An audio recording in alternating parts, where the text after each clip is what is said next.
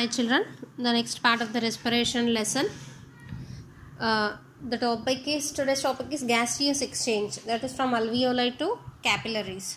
Gaseous exchange takes place within the lungs by diffusion from the alveoli to the blood capillaries and capillaries to alveoli. The carbon dioxide in the blood is exchanged for oxygen in the alveoli. These tiny air sacs in the lungs are numerous and only 1 cell thick. They are surrounded by capillaries that are also 1 cell thick.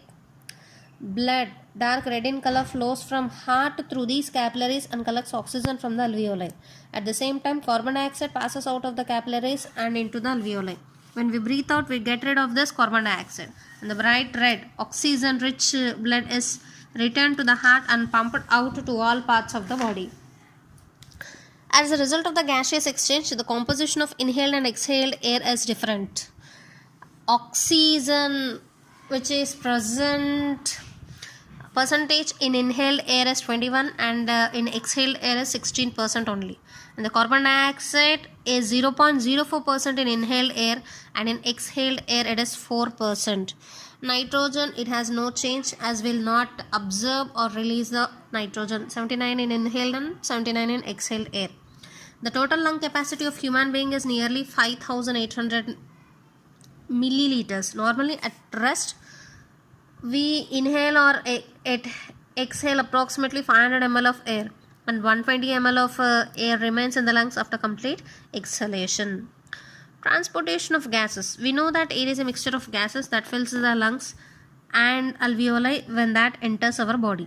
When oxygen present in the air is within normal limits, that is around 21%, then almost all of it is carried in the blood by binding to hemoglobin, a protein present in the red blood cells. As oxygen is diffused in the blood, it rapidly combines with the hemoglobin to form oxyhemoglobin. Not only hemoglobin can combine with oxygen, but reverse can also happen. That is, oxyhemoglobin can be converted into hemoglobin and oxygen. If the hemoglobin is exposed to air at sea level, nearly every molecule combines with the oxygen to form oxyhemoglobin. But at a height of 13 kilometers above sea level, the concentration of oxygen is much lower, about 1/5 at sea level. Under these conditions, only about half as many molecules of oxygen can combine with hemoglobin to form oxyhemoglobin. And this is very important because of blood cannot carry enough oxygen to the tissues if hemoglobin is combined with few oxygen molecules. In fact, the human life is impossible at such an altitude without a supplementary supply of oxygen. Provision for such a supply of is built into modern aircrafts which have pressurized cabins that maintain an enriched air supply. Gaseous exchange, that is capillaries to cells and back. In the capillaries of all the tissues, hemoglobin meet a very different environment. The tissue cells are continually using oxygen and the concentration of the oxygen is quite low in them. It might be only 1/3 of that in the lungs, and as the concentration of oxygen is low, oxyhemoglobin releases the oxygen molecule that enters the cell in the reaction that occurs within the cells in our bodies. Carbon dioxide and water are produced and energy is released to be used up for different purposes. And coming to the cellular respiration, the term cellular respiration refers to the pathway by which cells release energy from the chemical bonds of food molecules that enter them. It provides that energy for the essential process of life. So living cells must carry out cellular respiration. It can be in the presence of oxygen, then it is called as aerobic respiration, or it is in the absence of oxygen or less oxygen, then it is called as anaerobic respiration. Cellular respiration in prokaryotic cells like that of bacteria occurs within the cytoplasm. In eukaryotic cells, cytoplasm and mitochondria are the sites of the reactions.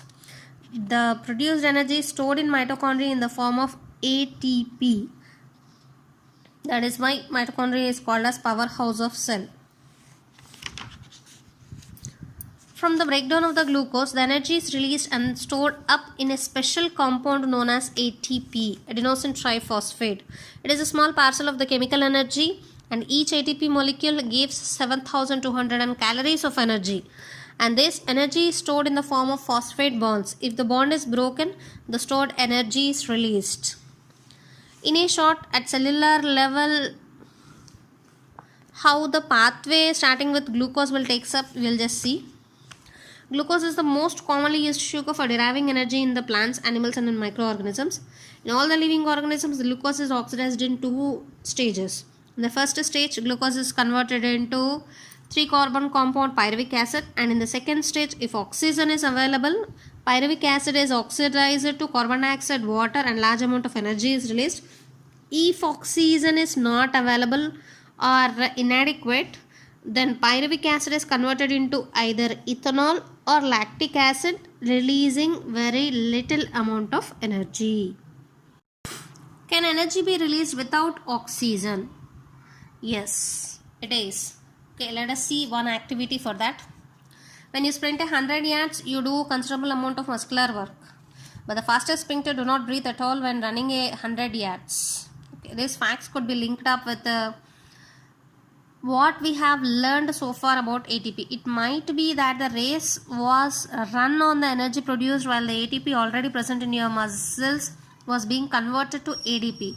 Unfortunately, this pleasantly simple idea is inadequate because you only carry sufficient ATP in a muscle to last for about half a second when doing vigorous exercise. One approach, one example have been taken here. Let's say a person who is doing vigorous exercise lasted for 9 minutes. His regular blood samples were taken and analyzed. And particular compound in the blood, that is lactic acid, was found to vary greatly in its concentration. And you can see it from the graph. Observe the graph of lactic acid accumulation in the muscles of an athlete. Come on, let's see what's the graph is saying us. In the graph, initially the lactic acid level is normal and gradually it have increased. No, not gradually, it have increased rapidly, and gradually the concentration of lactic acid have decreased by the ending of the exercise time. Accumulation of lactic acid results in muscular pain. If we take walk, brisk walk, slow jogging, running for same distance, we feel that there are increase in pain levels. This is because of the lactic acid accumulation.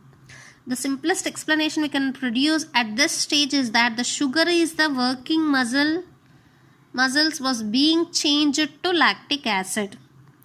Here the sugar is changed to lactic acid. Means what? Here the aerobic respiration have not happened. Anaerobic respiration have happened. And the energy stored in lactic acid molecules is less than that in sugar molecule.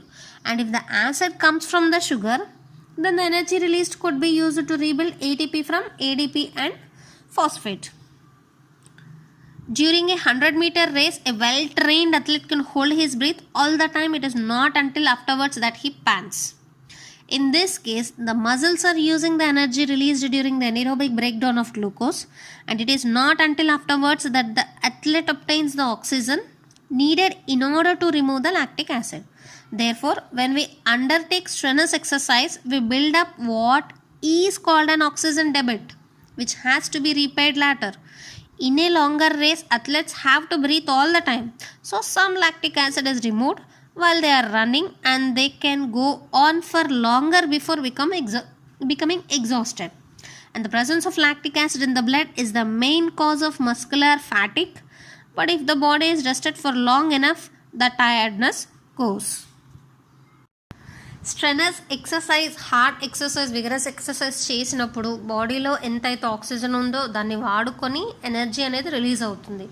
And once the oxygen debit అంటే oxygen కొరత ఏర్పడినప్పుడు anaerobic respiration జరుగుతుంది. And anaerobic respiration జరిగినప్పుడు lactic acid form అవుతుంది. And lactic acid వల్ల body pains వస్తాయి. And once ఆ lactic acid form అయిన తర్వాత రెస్ట్ తీసుకున్నట్టయితే that body pains will be recovered. And for that reason only కొత్తగా పరిగెత్తడం స్టార్ట్ చేసిన వాడు ఎక్కువ ప్యాంటింగ్ చేస్తుంటాడు. అలా కాకుండా బాగా ట్రైన్ అయిన అథ్లెట్ మాత్రం ఎక్కువ ప్యాంటింగ్ అనేది చేయడు, ఎందుకంటే ఆల్రెడీ అతనికి ప్రాక్టీస్ చేసి ఉంటాడు కాబట్టి బ్రీత్ మీద కంట్రోల్ ఉంటుంది. And he will be having less body pains or no pains.